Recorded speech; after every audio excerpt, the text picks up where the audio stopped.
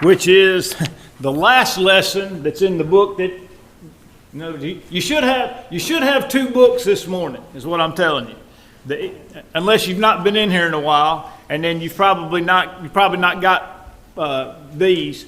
But we're finishing up lesson 20, and the first 20 lessons in this series are in one book, and then the next 5 lessons, 21 to 25, are in the book that you should already have in your possession. That we're going to move into once we finish the questions here from 20, which is the section on Jesus calling the 12. And also with regard to parts of his ministry. So let's jump right into the questions. I think we did maybe a few of them last time, but I know we talked about some of these. But let's go ahead and run through these questions in lesson plan 20, and then jump into the Beatitudes that start lesson number 21. Question 1 is, why did Jesus urge people not to broadcast the miracles that he had done?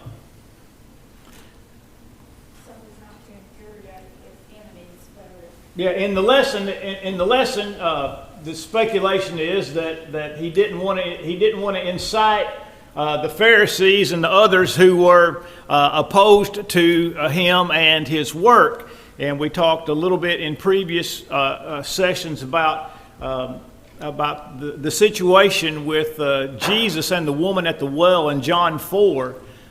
It was the product of persecution by the Pharisees. Jesus knew that the Pharisees knew what he was doing, that his work had outpaced the work of John the Baptizer, and so he was going from Judah to Galilee, and then, of course, in between Judah and Galilee is Samaria, and that's where we get John 4. So we understand that there was some felt urgencies at times when Jesus was in his work, and this also helps us to understand the humanity of Jesus. That obviously Jesus can do anything. He could do anything. In a couple of cases, like in John 8 and Luke 4. In Luke 4, they're fixing to throw him off a cliff, and the Bible just says Jesus passed through their midst. Now I don't know what that means, but I've got a feeling my opinion is there may have been a miraculous aspect to that.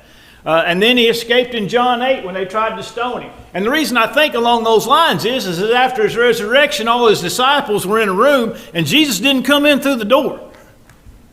He didn't knock on the door, or he didn't do shaving a haircut. He didn't knock shaving a haircut on the door of the disciples. He was just there, and so he had the ability to do those things.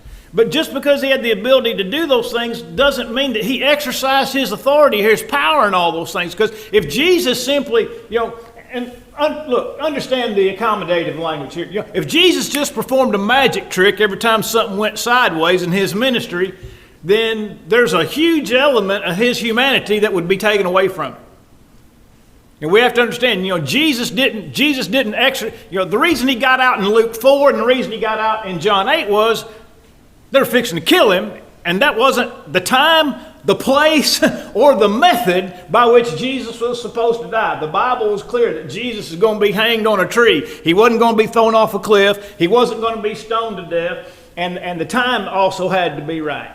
And so we have to understand that Jesus felt pressure. Jesus felt persecution. Jesus, did things, and by the way, when Jesus, for example, was fleeing from Judea to Galilee, there's an aspect of it. It doesn't mean that Jesus was a coward. It means that Jesus was being as wise as a serpent and harmless as a dove. And so we want to understand that the very essence of Jesus' humanity means that when people tried to persecute him, he didn't just snap his fingers and get out of it. Didn't just make himself disappear or whatever. He felt these things, and he understood. He understood the gravity of these things. And so, number one, and that's what the lesson says, that he didn't want to further infuriate the Pharisees. But there's some other aspects to this as well, and one of them is that the more people told what Jesus was doing, the harder it made it for Jesus to do what he needed to do. Because the Bible talks about various times when the multitude, look, when somebody's doing what Jesus is doing, word's going to get out. Matthew 4, before we ever get to Sermon on the Mount, great multitudes followed him from Judea and Jerusalem, Judea, beyond the Jordan. And so it made it difficult for Jesus to preach when he had 10,000 people that had leprosy and blindness and deafness and mutes and demon-possessed. And it wasn't that Jesus didn't want to heal those people, because a number of times said he healed them all. But he still had to preach. And so you can't, like Moses still had to lead the people. He didn't have time to sit and judge them all day long. And so Jesus still had to preach. He didn't have time to just sit from daylight to dark healing people all day long. He had another, there was more to his work than just healing people. And so when people would broadcast it, there's a number of accounts, like in Mark 1, 44 and 45, Mark 7, he told them not to say anything. They went out and did the opposite of that and told everybody. And then the Bible says he couldn't walk in those places anymore. Notice he couldn't even travel around in those regions. And so people that needed to hear the gospel again, or maybe even for the first time, didn't get to hear it at all because these knuckleheads didn't do what Jesus told them to do. You'd think if somebody had made a life-changing miracle in your behalf, made your life infinitely better, and he says, "Don't go tell anybody." Cool. Whatever you say, because you're the only person I've ever met that can do what you just did. Whatever you tell me to do or not to do is perfectly fine. But they wouldn't do it, and it made us work hard. So there's a lot of reasons. There's a lot of reasons why, or more than one reason why, we would speculate that he would not want these things broadcast. Yeah, Josh.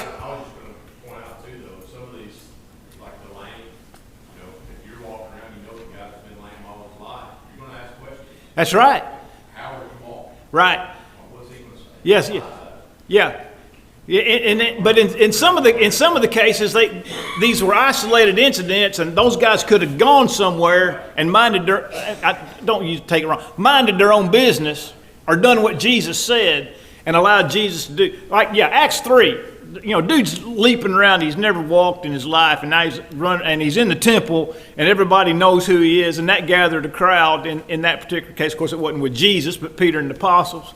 But yeah, sometimes those things would be, kind of like the blind man of John 9. Everybody knew he was blind, and it garnered the attention not only of the people, but it garnered the attention of the Pharisees, and it made trouble for that man and his family, and so. Yeah, there's a lot of times.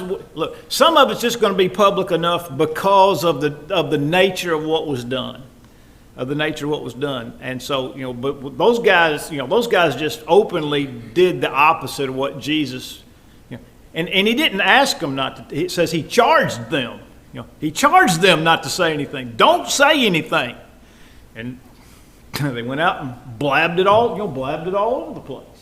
And so it made trouble for him. Question 2, what was Jesus' purpose for selecting the 12? Carrying the word for his mission. Yeah, Jesus had to have somebody to carry on, when he was gone. And so these men were personally selected, by the Lord, after all night in prayer, Luke 6 and verse 12. The work of the Lord was to be carried on. By the way, there's a lesson. There's a lesson for us in this that elders in particular need to be preparing the next set of elders, and the next set of deacons. Preachers ought to conduct their work in such a way is that when they leave, the work that they leave behind carries on. In other words, that the work is not built around the preacher. That other people can carry that work on. And so Jesus understood, his work had to be carried on, and in certain cases you need to select certain people to get that thing done. And so he needed those to continue to do his work after he was gone. I just answered number 3 from Luke 6 and verse 12. Number 4, what is the meaning of the word apostle? The meaning of the word apostle. A messenger, one who is sent, implied one who is sent with a message. And the word apostle we noted last week is a term that has 2 different, similar but different usages. In other words, you have the 12 apostles, you have the apostle Paul. You know, these men were different than, say, Barnabas from Acts 14:4, Acts 14:14, where Paul and Barnabas were identified in the text as apostles. You know, Jesus says, he who is sent is not greater than he who sends him. The word he who is sent is the word apostle there. And so the word just simply means one who is sent. But there's a general use for the word, and then there's a specific use for the word. You know, we might even think of the word church in that sense. You know, there's a universal idea of the church, and then there's a localized idea of the church. And so a lot of our Bible terminology plays out in that way. Was Jesus ever called an apostle?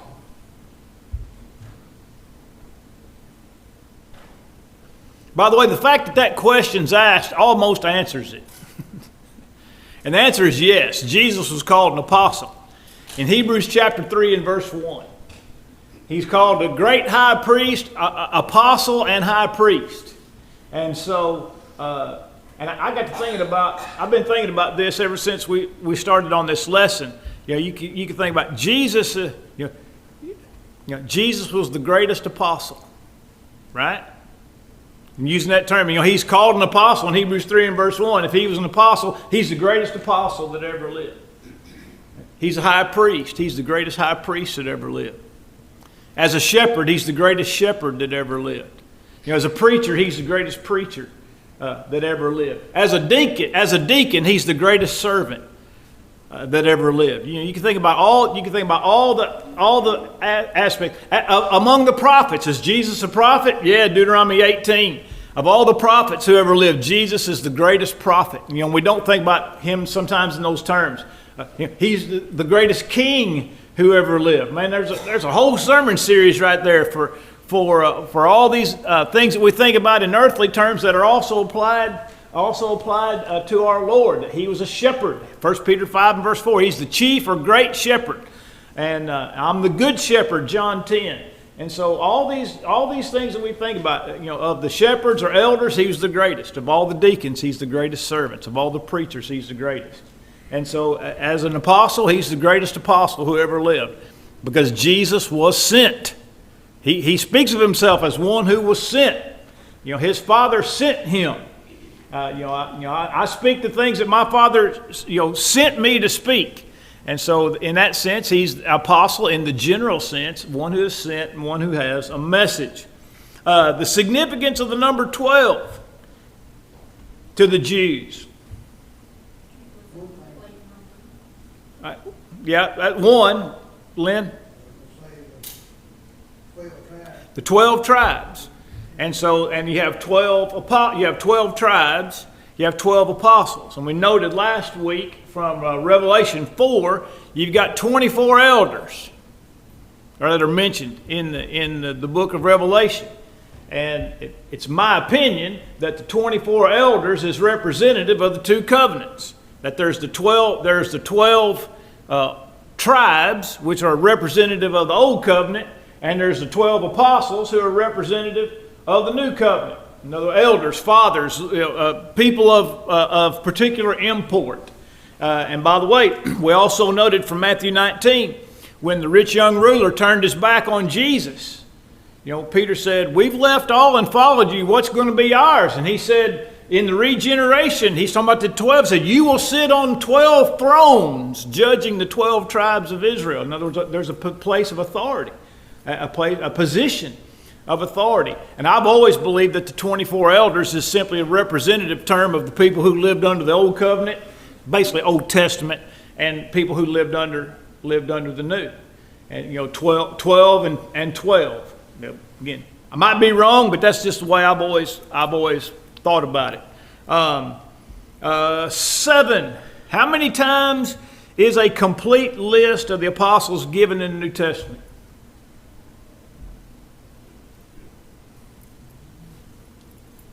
How many times? It's in your lesson book. 4. Matthew, Mark, Luke, and Luke again in Acts. In Acts 1. John does not provide us with a complete list. Because John's gospel is vastly different than the other 3. John's gospel was written after some of those guys were dead. I mean, if you take a late date for John's gospel, which most people do, and if you got it to the 90s, James has been dead a long time.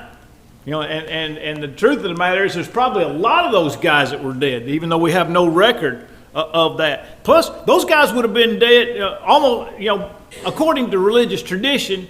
All of them but John were martyred in some way. Now, we don't have proof of that. There may be some secular sources, but even if they hadn't been martyred, by the time you get to John's gospel being written, those dudes were old. I mean, you figure if they were anywhere near the age of Jesus, by the way, we all understand John was younger. That John was a young apostle, a young man. And the rest of these guys were older. Well, if they were even contemporary with if they were anywhere contemporary with the age of Jesus, they were 90 years old by the time John's gospel was written. And the vast majority of people did not live to be 90 in those days. Life expectancy was in the 40s or 50s at best. And so John doesn't give us that list. Like I said, in Acts 12, we already know that James has been killed by Herod. He's not even around. And so we have Luke giving us 2 lists, one in his gospel account and one in a list in Acts 1 following the ascension of Jesus. And it's in the context of replacing Judas Iscariot. Let another take his office. And so we have 4 accounts. We have Thaddeus, who was Judas, the son. Judas, the son of James, mentioned in both of Luke's lists, but he's called Thaddeus in Matthew and Mark's list. And so those two men would be the same individual, because all of the other 11 are mentioned by the names by which we know them. And so you have the 2 lists. And by the way, who's always listed first? Peter's always listed first. And who's always listed last? Judas Iscariot. And it's not in your book, but let me ask you this. What does it always say about Judas when it mentions him? That's right. Yeah, either it says he betrayed the Lord, or some will say he became a traitor. He became a traitor. So Peter's always listed first, and Judas is always listed last, and his treachery is always mentioned by the apostles, which is interesting because we would all know that. And then I should have looked it up. There's a brief account in one of the Gospels where it's talking about Judas, the other Judas. And it says, now Judas, and in parentheses says, not Iscariot. It's like, just to make sure that we don't associate this good guy with this scoundrel. Judas, parentheses, not Iscariot, and then goes on. In other words, we want to make sure we know which Judas it is that's under discussion. All right. So, any questions about the questions? Any questions about the questions? By the way, I did make mention some last week about Peter being always mentioned first, and that and I think that there is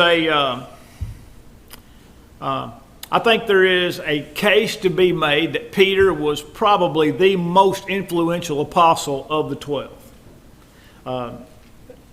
If you just look at, for example, you have the 12, and then you have the inner circle, and he's always mentioned first in the inner circle. Peter, James, and John. He's mentioned first out of the inner circle.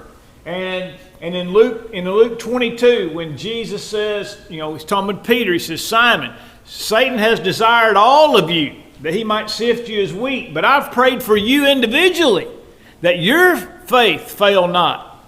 He says, and when you are converted, strengthen your brethren. So Jesus called Peter out in particular in this case as one he was praying for specifically to help the other apostles, which tells us that he was a man of considerable influence among the the 12. And we mentioned this for example, in the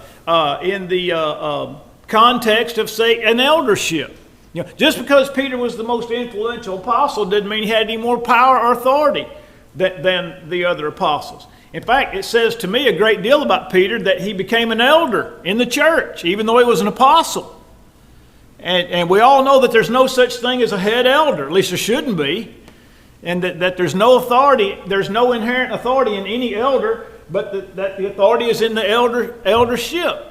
But even when you have an eldership, you have varying degrees of influence, right? I told you about when I was in Paris, Tennessee, we had, I think, 7 elders in the congregation there. And there were some guys who were extremely influential, and there were other guys who said very little in those meetings. But everybody still worked as a group. I'll take a wild guess who talks the most in our elders' meetings, me or Lynn? All right, me or Philip? Me or John? There you go. And you'd be right. And one of the reasons is I put together an itinerary. I put together an itinerary for the meeting, and we work through that itinerary. Everybody has equal opportunity to speak and say whatever or as much as they want to say. But I'm a natural talker. And so it makes sense for me to run the itinerary. To keep things, stay on track. And so, but it doesn't mean that I have any more authority than Lynn does or Philip does or John does. I don't have any authority. The eldership has authority. And so it's not incorrect for us to think that Peter was an apostle of considerable influence, given where he's always mentioned in the list, and given the exchange that Jesus had with him in Luke 22. And by the way, Jesus' statement to Peter about his denial was probably helpful to Peter, because as a man who had influence, he could be might have been the case that he could be overbearing. And he got a giant piece of humble pie in Luke 22, when Jesus looked at him after he denied him. And so, and that helped shape Peter and helped him to be, what the Lord wanted and needed him to be.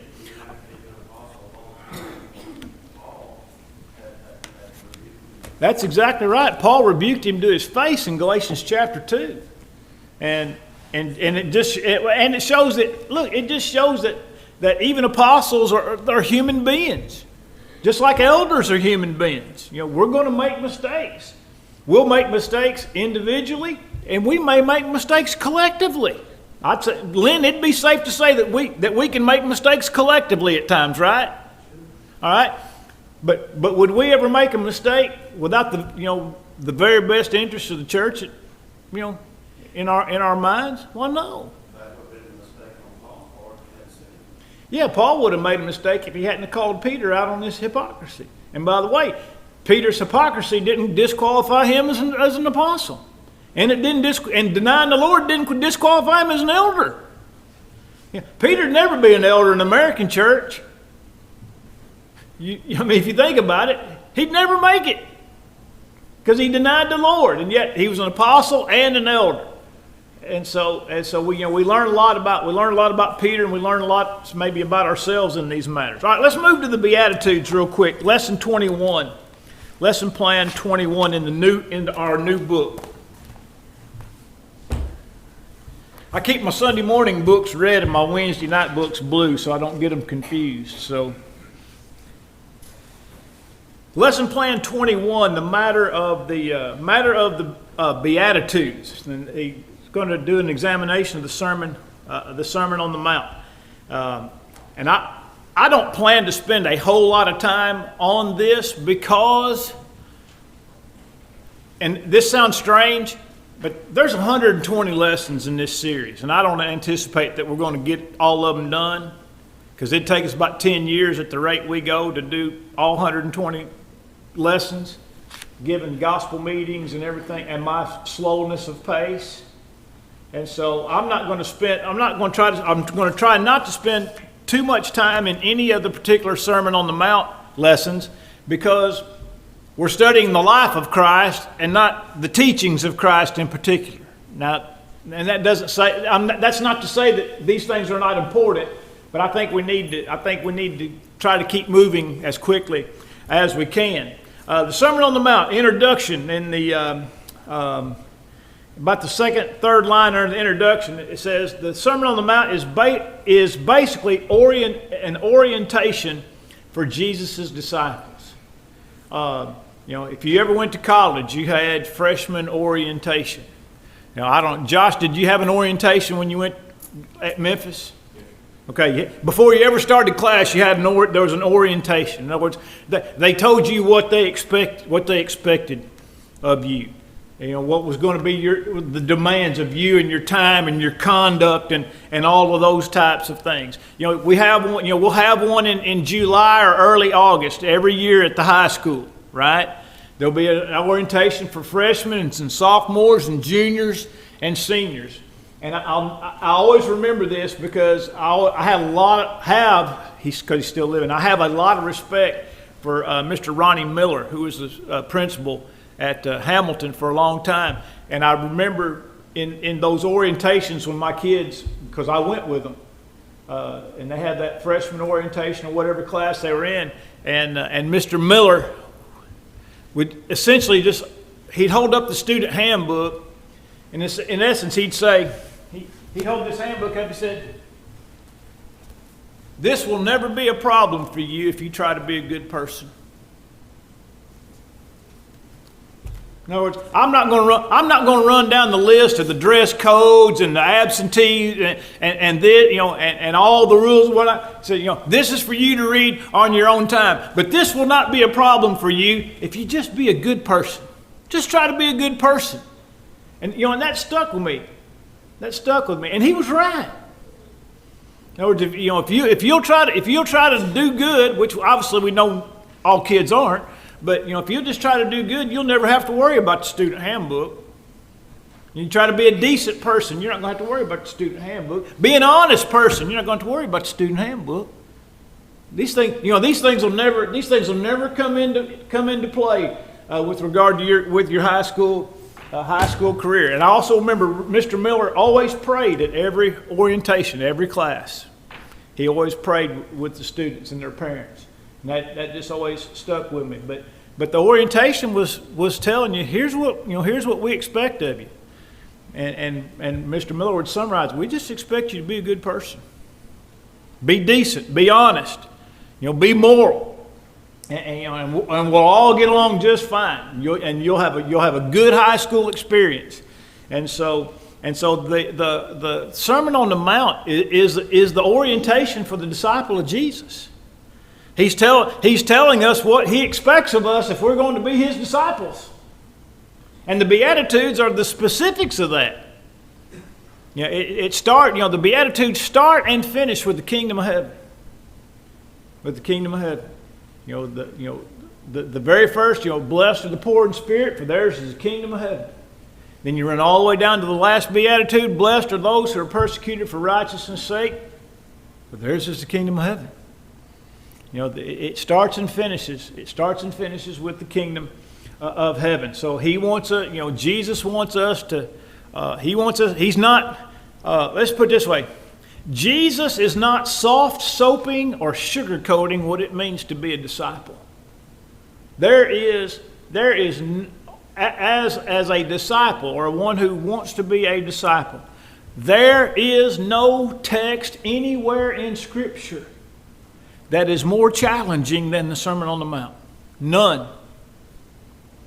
You turn anywhere in the New... Look, you give me Matthew 5, 6, and 7, and I'll give you the rest of the New Testament. And you find me a more challenging text than the Sermon on the Mount. What's Jesus doing? Man, he's He's laying it down right from the get-go. This is what if you want to follow me, this is what you've got to do. By the way, you get to some later accounts. You have the Sermon on the Mount in Matthew 5, 6, 7. You have the Sermon on the Plain in Luke 6. Then you get to Luke 9 and Matthew 16. If any man will come after me, what? What's the first requisite? Let him deny himself. Deny himself. And then take up his cross and follow me. Denial of self is that's the essence of the Sermon on the Mount. The Beatitudes are all about a denial of self. My relationship to God, my relationship with my enemies, my relationship with my brethren. It's not about what I want. For example, Matthew 5. When you bring your gift to the altar and you remember your brother has aught against you, you leave your gift right there and you go to your brother and be reconciled. And then come back and offer your gift. That's a difficult text, right? That's a very difficult text. And yet it's right there in the first chapter.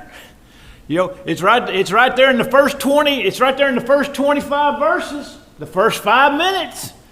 Again, notwithstanding the Beatitudes, which are personal characteristics, personal attitudes that we have to develop. Then it gets into loving your brother and being reconciled to your brother and controlling your lustful appetites and controlling your tongue and being an honest person, not having to swear over everything, that you be a person of integrity. Man, Jesus is laying it down. In other words, he ain't doing like E.T., throwing Skittles out there to, get you to pick one up and walk a little closer and walk a little closer. Man, it's almost like a hammer. I mean, he's not playing. But by the way, it's not like he's the first one to say that. John the Baptist had been saying it, long before he did. Repent. Repent, for the kingdom of heaven's at hand. You brood of vipers, who's warned you to flee from the wrath to come? Do works that are worthy or fit meet for repentance. It is not lawful for you to have her. Man, John had been laying it down. He's preparing the way for Jesus. John was a hard preacher, and he's preparing the road. He's preparing the road for Jesus to come. And so, this is the orientation, and it's not going to be a cakewalk. But what I love about the Beatitudes is this. Jesus promises us blessings from the very beginning.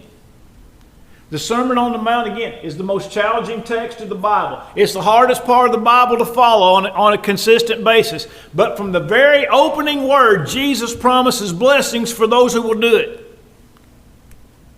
Not some pie in the sky or some nebulous concept of happiness. Jesus promises blessings. It's going to be hard, but it's going to be worth it. And so we open this at the end of the last paragraph of the introduction. The word blessed. Blessed. It's called the Beatitudes because the Latin word for there is beatus. And the word in the Greek, though, is makarios, which is a difficult word to translate in some senses because it's more of a conceptual word than it is a specific word. And what I mean by that is, if I say, and look, if people want to say it, that's fine. It don't bother me. But you walk into Walmart and you say, "How you doing today?" They say, "I'm blessed." All right. But if I was going to say, "Well, what do you mean by that?" Don't just give me a word. Tell me what that means. In other words, being blessed is more of a conceptual idea. Well, what do you mean by blessed? Well, I've got a forgiveness of sins, an eternal hope. I've got a God I can pray to anytime, day or night. I've got to say, there's this whole concept. I've got a church family that's going to take care of me when, if I have troubles, and I can go anywhere in the world, and people, and I got brothers and sisters all over the world. This idea of blessed is a concept, and it's very rich. It's more than just being happy. You know, any translation that just simply renders this as happy has missed the boat. They missed the boat. Look, you know, when I tell Weezer we're going to go get ice cream, she's happy, right? You know, when I told Josh and Ashley's boys yesterday I got ice cream in the freezer, they were happy. Happy. I think they actually forgot about it though. Is it? For a minute. And then I said, "You boys want ice cream?" Boy, man, them ears perked up. And they was back at the table ready to eat ice cream. You know, that's happy. That's not, you know, that's not blessed. That's not what Jesus is talking about here, just being happy, you know, an emotion based on external circumstances.